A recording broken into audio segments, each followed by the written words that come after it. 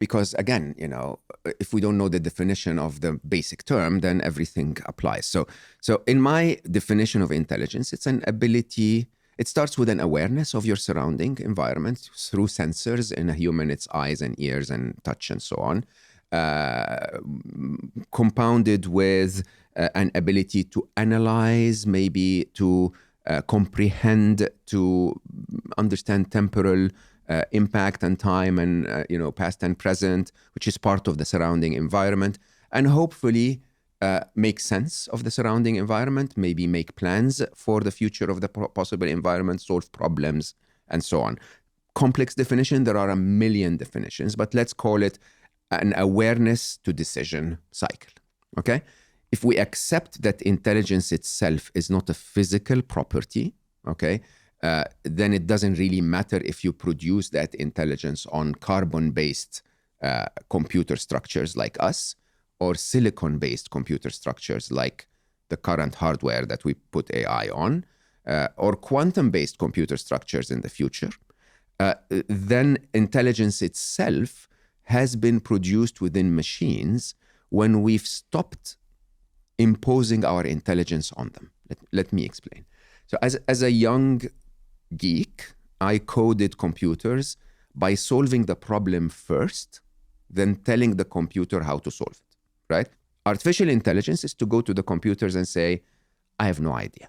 You figure it out, okay? So we would, the way we teach them, or at least we used to teach them at the very early beginnings very, very frequently, was using three bots. One was called the student and one was called the teacher, right?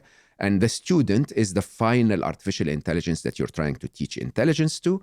You would take the student and you would write a piece of random code that says, try to detect if this is a cup, okay? And then you show it a million pictures. And, the machine would sometimes say, yeah, that's a cup, that's not a cup, that's a cup, that's not a cup. And then you take the best of them, show them to the teacher bot, and the teacher bot would say, this one is an idiot, he got it wrong 90% of the time. That one is average, he got it right 50% of the time. This is randomness. But this interesting code here, which could be, by the way, totally random, this interesting code here got it right 60% of the time. Let's keep that code, send it back to the maker, and the maker would change it a little bit, and we repeat the cycle, okay? Very interestingly, this is very much the way we taught our children. Believe it or not, when your child, is playing with a puzzle, he's holding a cylinder in his hand, and there are multiple shapes in a wooden board, and the child is trying to, fit the cylinder. Okay, nobody takes the child and says, "Hold on, turn the cylinder to the side. Look at the cross section; it will look like a circle. Look for a matching, shape, and put the cylinder through it." That would be old way of computing. The way we would let the child develop intelligence is we would let the child try, okay? Every time, he or she tries to put it within the star shape, it doesn't fit. So, that's not working. Like, the computer saying this is not a cup, okay?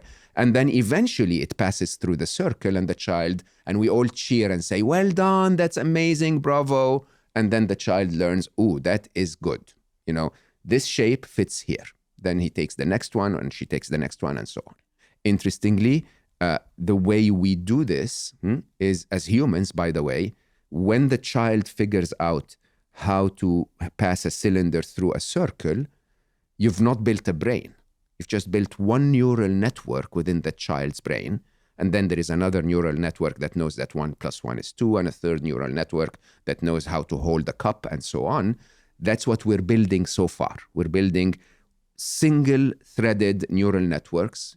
ChatGPT is becoming a little closer to a more generalized AI, if you want.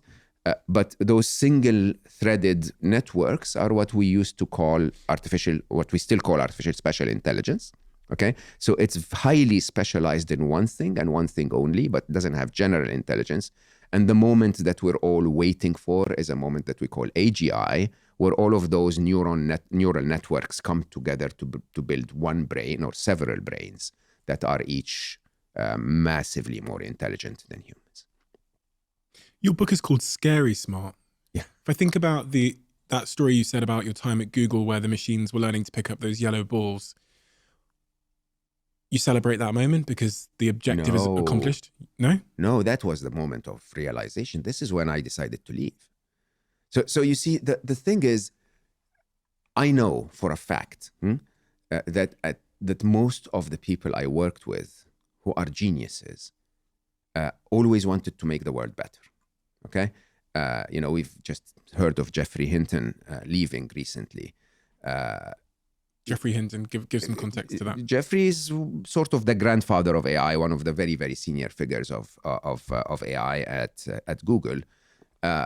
You know, we all believed very strongly that this will make the world better, and it still can. By the way, there is a scenario, possibly a likely scenario, where we live in a utopia, where we really never have to worry again, where we stop messing up our planet, because intelligence is not a bad commodity. More intelligence is good. The problems in our planet today are not because of our intelligence. They are because of our limited intelligence. Our intelligence allows us to build a machine that flies you to Sydney so that you can surf.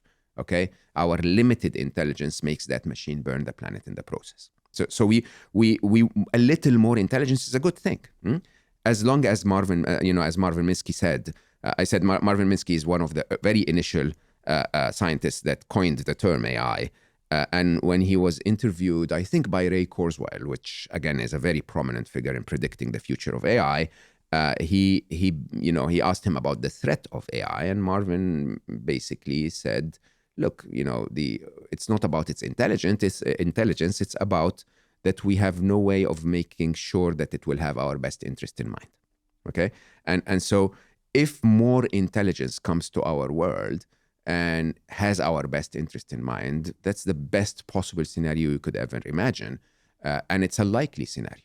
Okay, we can affect that scenario. The problem, of course, is if it doesn't. And then, the scenarios become quite scary if you think about it. So Scary Smart to me was that moment where I realized not that we are certain to go either way. As a matter of fact, in computer science, we call it a singularity. Nobody really knows which way we will go. Can you describe what the singularity is for someone that doesn't understand the concept? Yeah, so singularity in physics is when an event horizon sort of covers what's behind it to the point where you cannot make sure that what's behind it is similar to what you know. So a great example of that is the edge of a black hole. So at the edge of a black hole, we know that our laws of physics apply until that point, but we don't know if the laws of physics apply beyond the edge of a black hole because of the immense gravity, right? And so you have no idea what would happen beyond the edge of a black hole. Kind of where your knowledge of the laws Stop, right? And in AI, our singularity is when the machines become significantly smarter than the humans. When you say best interests, you say, I think the quote you used is, we'll be fine in a world of AI, if the AI has our best interests at heart. Yeah. The problem is China's best interests are not the same as America's best interests. That was my fear. Absolutely.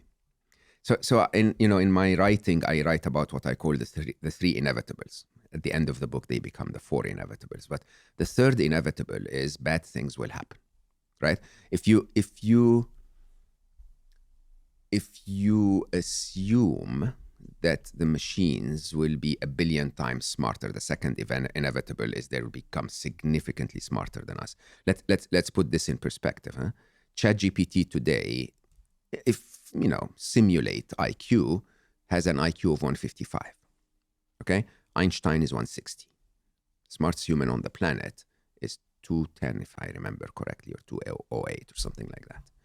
Doesn't matter, But we're matching Einstein with a machine that I will tell you openly, AI experts are saying this is just the very, very, very top of the tip of the iceberg, right?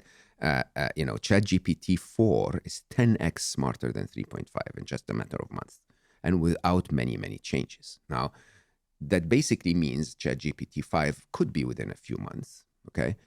Or GPT in general, the transformers in general. if they continue at that pace, if it's 10x, then an IQ of 1600. Just imagine the difference between the IQ of the dumbest person on the planet in the 70s and the IQ of Einstein. When Einstein attempts to explain relativity, the typical response is, I have no idea what you're talking about, right? If something is 10x Einstein, we will have no idea what it's talking about. This is just around the corner. It could be a few months away. And when we get to that point, that is a true singularity. True singularity, not yet in the, I mean, when we talk about AI, a lot of people fear the existential risk. Those machines will become Skynet and Robocop, and that's not what I fear at all. I mean, those are probabilities. They could happen, but the immediate risks are so much higher. The immediate risks are 3-4 years away. The immediate realities of challenges are so much bigger. Okay, let's deal with those first before we talk about them, waging a war on all of us. Let's go back and discuss the inevitables. So when they become, the first inevitable is AI will happen, by the way. There is no stopping it, not because of any technological issues, but because of humanity's inability to trust the other guy. Okay, and we've all seen this. We've seen the open letter, championed by like serious heavyweights, and the immediate response of Sundar, the CEO of Google, which is a wonderful human being, by the way. I respect him tremendously. He's trying his best to do the right thing. He's trying to be responsible, but his response is very open and straightforward. I cannot stop. Why? Because if I stop and others don't, my company goes to hell. Okay? And if, and I doubt that you can make others stop. Maybe you can force Meta, Facebook to stop, but then they'll do something in their lab and not tell me. Or even if they do stop, then what about that 14-year-old sitting in his garage writing code?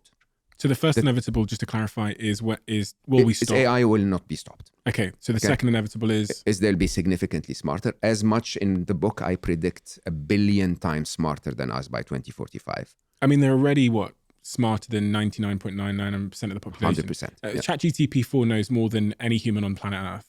Knows more information. Absolutely, 1,000 times more. 1,000 times more. By the way, the code of a transformer, the T in a GPT, is 2,000 lines long. It's not very complex. It's actually not a very intelligent machine. It's simply predicting the next word. Okay?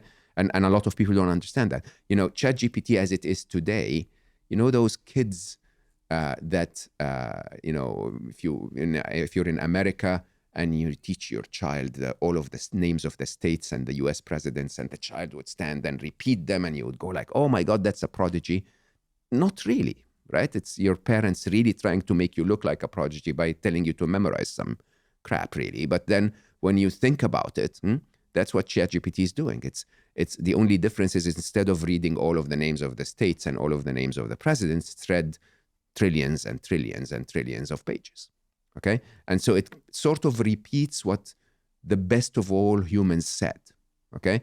And then it adds an incredible bit of intelligence where it can repeat it the same way Shakespeare would have said it. Those incredible abilities of predicting the exact nuances of the style of Shakespeare so that they can repeat it that way, and so on. But still,